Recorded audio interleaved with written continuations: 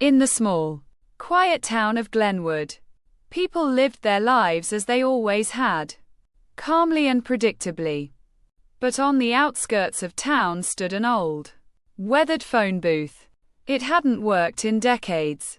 Its glass panels were smeared with dirt, and its receiver hung limply by its cord. It was an artifact of another era, ignored by all except for teenagers looking for a creepy spot to scare their friends. One chilly October evening, a local teacher named Marla decided to take a shortcut home from the school board meeting. She'd never given the phone booth a second glance. But as she walked past it, she heard something faint, the soft, rhythmic tone of a ringing phone. Marla stopped in her tracks and stared at the booth. That couldn't be right.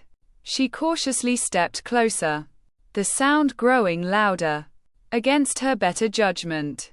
She opened the booth's door and picked up the receiver. "Hello," she said, her voice barely above a whisper. There was silence. Then, a faint static, followed by a voice. Her voice? "Marla," the voice said. Clear but strange, as if it were being transmitted from far away. "Don't go to the lake tomorrow. Stay home." Marla's breath caught in her throat. She slammed the receiver down and hurried home, her heart pounding. She tried to tell herself it was some elaborate prank, but deep down, she knew it wasn't. She hadn't told anyone about her plans to go kayaking at the lake the next day. The following morning, she couldn't shake the feeling of dread. Against her nature, she stayed home. Hours later, a breaking news report revealed that a freak storm had hit the lake, capsizing several boats. 2 people were still missing. Marla's relief was short-lived. The phone booth began to haunt her thoughts. She avoided it for weeks. But one evening, as she walked home, curiosity got the better of her.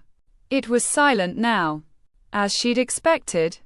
But she opened the door and picked up the receiver anyway. "Hello?" Quote. Static crackled. Then the voice returned, trembling with urgency. "Marla, don't answer the door tonight, no matter who it is." Her blood ran cold.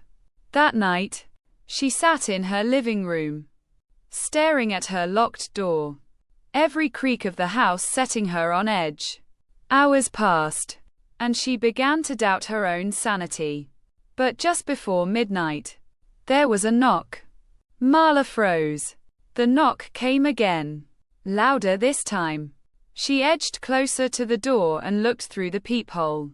It was her neighbor, Mrs. Henson, an elderly woman who lived alone. "Marla, dear, are you home?" the woman called. "I need help. Please, it's urgent." Marla hesitated, torn between the warning and the woman's pleading voice. As she reached for the doorknob, she remembered the news story about the lake and yanked her hand back. The knocking stopped. The next morning, the police found Mrs. Henson in her home.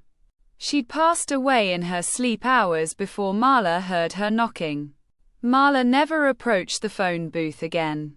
But sometimes, as she lay awake at night, she would hear it faintly ringing in the distance.